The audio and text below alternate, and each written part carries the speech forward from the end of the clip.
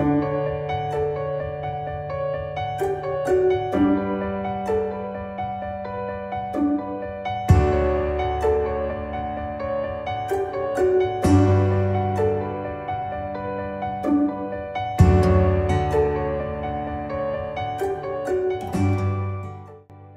Stratégie est une firme conseil au service de la croissance des entreprises, des grandes entreprises et des PME d'ici, au Québec et ailleurs.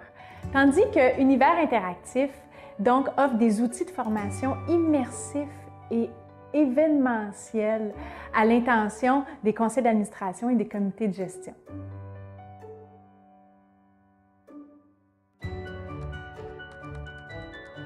Un coach certifié de façon professionnelle, il est membre d'une association telle que l'International Coaching Federation.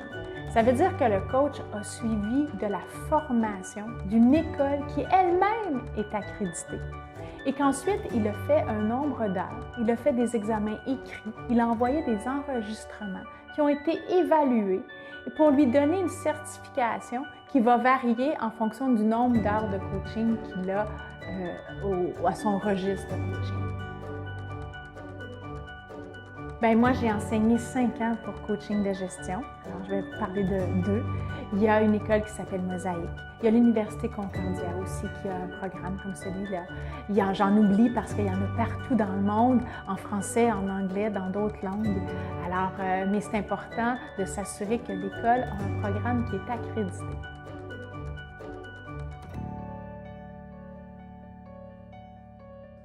Il faut développer une réelle confiance en soi, c'est-à-dire pas une confiance qui est basée sur notre expertise, mais sur qui on est réellement. Ça, c'est la première chose pour réussir.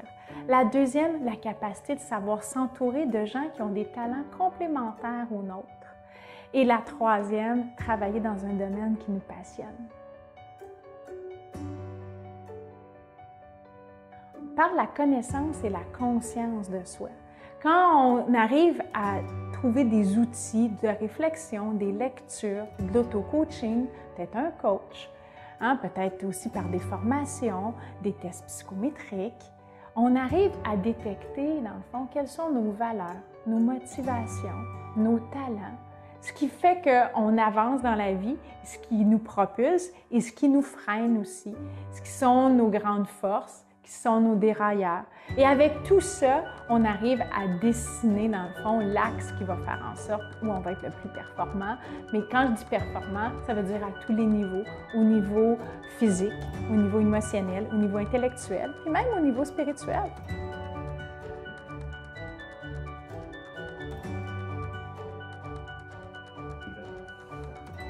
Je l'aime cette question-là, est-ce qu'on est leader ou on le devient? J'ai envie de dire que si on est leader, il y a bien des écoles, des livres, des professeurs, des gourous en leadership qui n'ont pas leur raison d'être parce qu'il y a un paquet de livres sur la question pour nous aider à devenir meilleurs.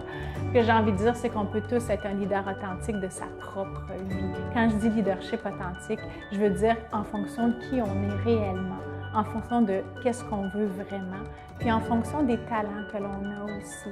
C'est sûr qu'il y a certaines personnes qui vont naître dans le pattern, dans le cadre qu'on s'est imaginé qui était un leader. Mais ça ne veut pas dire que parce qu'on ne fait pas partie de ce cadre-là qu'on n'est pas leader. Ça veut juste dire qu'on n'est pas comme eux autres. Effectivement, je veux dire qu'il faut justement développer notre capacité à être un leader en fonction de qui on est. Parce que si on essaye de se mettre dans un moule, nécessairement, à un moment donné, ce masque-là va être faux. Et les gens vont le reconnaître consciemment ou inconsciemment. Et c'est à ce moment-là qu'ils vont se mettre à douter, à avoir moins confiance. Parce que 97% de notre communication, elle est non-verbale. Alors quand vous dites « ça paraîtra pas », là, ça paraît.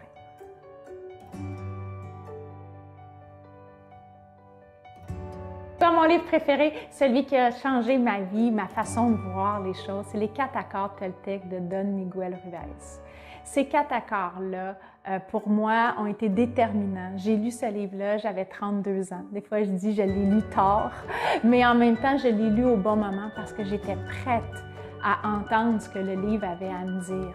Alors, je dis souvent que, dans le fond, les livres, ils arrivent sur notre chemin. Il faut juste, justement, se fier à cette synchronicité-là qui est là et, justement, adopter, si on veut, les messages qui sont portés. Alors, les 4 accords Toltec, pour moi, ça a été déterminant dans ma vie. Bien, c'est sûr que je peux te parler de mes livres à moi. Alors, Oser le monde en soi, qui est un guide d'auto-coaching, c'est sûr qu'en écrivant ce guide-là, tu devines que j'ai moi-même passé à travers. C'est un guide où pendant 52 semaines, on touche à 52 facettes du leadership authentique en se posant des questions. Alors, toutes ces questions-là que j'ai écrites, tu devines que je les ai posées. Alors, c'était effectivement aussi très déterminant pour moi. Le deuxième livre que j'ai écrit, qui est Déclic, 4 étapes simples pour passer de la conscience à l'action, c'est vraiment ce chemin-là qui se passe continuellement dans ma tête quand j'ai une idée, puis que là, je me dis, OK, on fait quoi avec pour la faire arriver? Oui, parce qu'en fait, il y a bien des gens qui passent à l'action trop vite, il y a bien des gens qui y pensent trop longtemps. Alors, c'est cet équilibre-là entre avoir conscience qu'il faut procéder à un changement, donc observer l'éveil de sa conscience, transformer ça en intention, en objectif. Il y en a qui vont même nommer ça en résolution. Ça dépend. Moi, j'aime mieux le mot intention. Puis après ça, ce qui est le plus dur, enclencher le mouvement. Maintenant que je sais ce que je dois changer et que j'ai envie de le changer, que je sais pourquoi je veux le changer, je dois maintenant passer à l'action. Et c'est là que 3 jours, 3 semaines, 3 mois, un peu comme les poussées de croissance de nos enfants, ça va être ça le processus pour justement établir une nouvelle habitude et aussi intégrer ce nouveau comportement-là dans notre vie. La quatrième étape, être et agir dans l'action. Alors maintenant qu'on a passé à travers ce changement-là, il faut être aussi attentif aux nouvelles prises de conscience qui vont émerger. C'est ça qui va nous faire évoluer. Puis on peut recommencer le processus. Ce processus-là, on peut le faire à l'échelle individuelle, bien sûr. On peut le faire à l'échelle d'une équipe. Une équipe aussi peut passer par ces 4 étapes-là pour passer de la conscience à l'action quand elle se fixe des objectifs. Et on peut le faire aussi au niveau organisationnel quand une organisation se donne des objectifs, un plan stratégique et qu'elle doit transposer ça en plan d'action pour le faire arriver.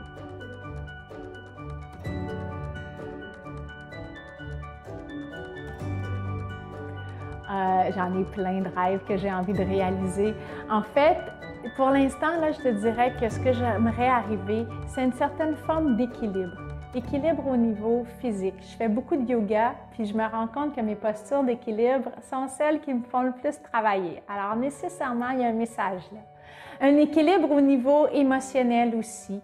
J'ai la chance d'être en affaires avec des gens qui sont très, très proches de moi. J'ai mes enfants aussi avec qui je veux passer plus de temps de qualité. Pas nécessairement en quantité, mais en qualité. Un équilibre au niveau intellectuel. Je travaille beaucoup, alors cette capacité-là aussi de déploguer.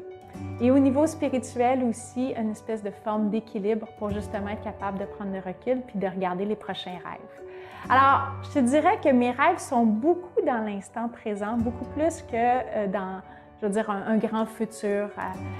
Je te dirais d'un point de vue business que j'aspire à ce que mes entreprises puissent vivre par elles-mêmes, croître, qu'on puisse passer à cette étape où on dit « je suis plus indispensable dans chacune d'entre elles ». C'est un rêve aussi. J'ai aussi la chance de beaucoup voyager. J'ai encore le rêve de continuer à visiter le monde sur notre belle planète. Pas qu'on en dise, moi je la trouve magnifique cette planète-là. En fait, le matériel pour moi c'est un outil. C'est vraiment, tu sais, l'argent, oui, elle est nécessaire. Je suis en paix avec justement cette idée de gagner de l'argent, d'avoir de l'argent, de faire de l'argent à mes clients. Oui, mais en même temps, c'est donner, recevoir. Tu sais, c'est vraiment un outil, c'est un flow. On n'a pas... alors oui, quand je te dis que je veux voyager, nécessairement, ça va prendre des sous. Quand je te dis que je veux vendre mes entreprises, nécessairement, il va avoir un prix, il va avoir une valeur. Mais pour moi, comme tu peux voir, c'est vraiment un outil, un moyen qui est pas en second plan, mais qui ne fait pas en soi du rêve.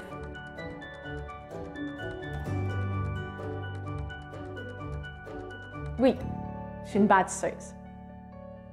Oui, je veux laisser une trace, je veux laisser une piste d'évolution pour les générations à venir.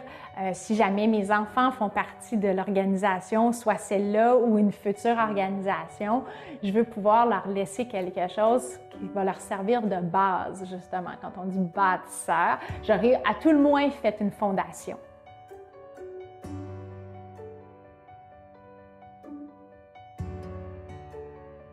Je te dirais, ma plus belle réussite en tant que coach, c'est avec mes enfants.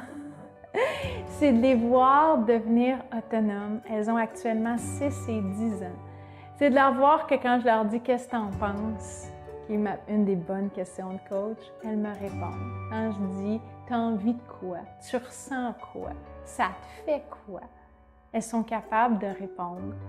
Puis, je sens que cette réponse-là, elle est ancrée, elle est consciente. Elles sont capables de nommer leurs émotions. J'ai réussi ça aussi avec mes clients, bien sûr, en coaching exécutif. C'est clair, mais tu me parles de ma plus grande réussite, c'est d'être capable de le faire avec mes enfants.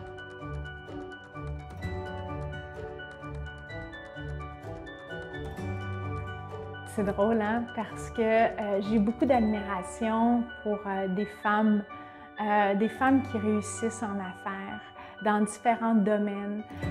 J'ai souvent dit qu'une femme comme Véronique Cloutier, par exemple, qui est une leader pour moi qui est authentique, qui a su, quand elle a eu des épreuves, continuer à aller devant la caméra.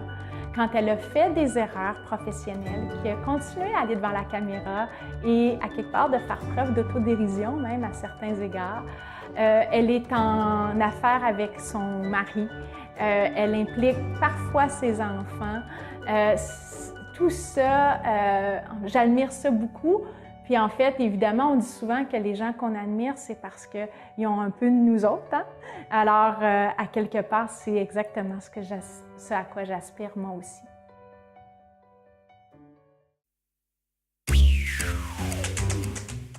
Échec.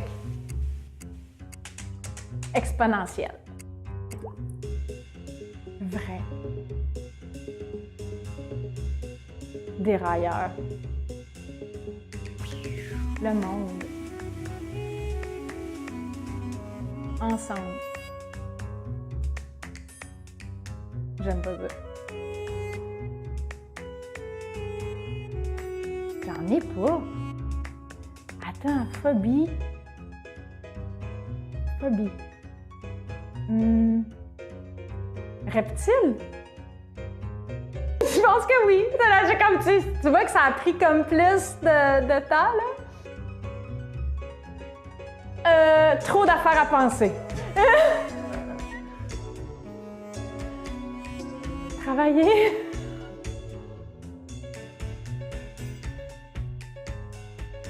« 365 jours de possibilités. Équilibre.